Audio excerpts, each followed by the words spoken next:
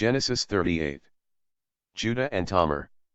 About that time Judah left his brothers and went to stay with a man named Hirah, who was from the town of Adullam. There Judah met a young Canaanite woman whose father was named Shua. He married her, and she bore him a son, whom he named Er. She became pregnant again and bore another son and named him Onan. Again she had a son and named him Shelah. Judah was at Achzib when the boy was born. For his first son Er, Judah got a wife whose name was Tamar. Er's conduct was evil, and it displeased the Lord, so the Lord killed him. Then Judah said to Er's brother Onan, "Go and sleep with your brother's widow.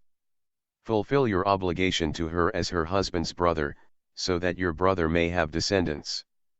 But Onan knew that the children would not belong to him, so when he had intercourse with his brother's widow, he let the semen spill on the ground, so that there would be no children for his brother. What he did displeased the Lord, and the Lord killed him also. Then Judah said to his daughter-in-law Tamar, "Return to your father's house and remain a widow until my son Shelah grows up." He said this because he was afraid that Shelah would be killed, as his brothers had been. So Tamar went back home. After some time Judah's wife died. When he had finished the time of mourning, he and his friend Hirah of Adullam went to Timnah, where his sheep were being sheared. Someone told Tamar that her father-in-law was going to Timnah to shear his sheep. So she changed from the widow's clothes she had been wearing, covered her face with a veil, and sat down at the entrance to Onan, a town on the road to Timnah. As she well knew, Judah's youngest son Shelah was now grown up, and yet she had not been given to him in marriage. When Judah saw her, he thought that she was a prostitute, because she had her face covered. He went over to her at the side of the road and said, "All right, how much do you charge?" He did not know that she was his daughter-in-law. She said, "What will you give me?" He answered, "I will send you a young goat from my flock." She said, "All right, if you will give me something to keep as a pledge until you send the goat."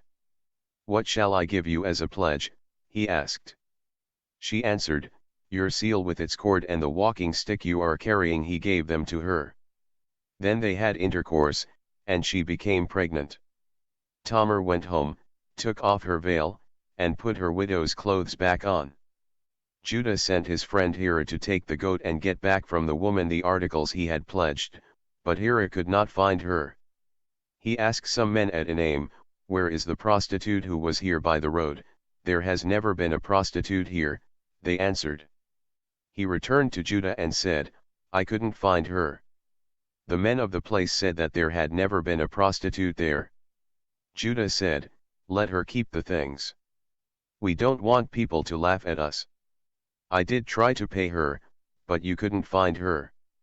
About 3 months later someone told Judah, "Your daughter-in-law Tamar has been acting like a whore, and now she is pregnant." Judah ordered, "Take her out and burn her to death." As she was being taken out, she sent word to her father-in-law, "I am pregnant by the man who owns these things. Look at them and see whose they are, the seal with its cord and this walking stick." Judah recognized them and said, "She is in the right.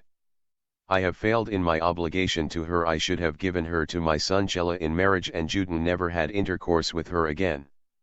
When the time came for her to give birth, it was discovered that she was going to have twins. While she was in labor, one of them put out an arm. The midwife caught it, tied a red thread around it, and said, "This one was born first." But he pulled his arm back, and his brother was born first. Then the midwife said, "So this is how you break your way out," so he was named Perez. Then his brother was born with the red thread on his arm, and he was named Zerah.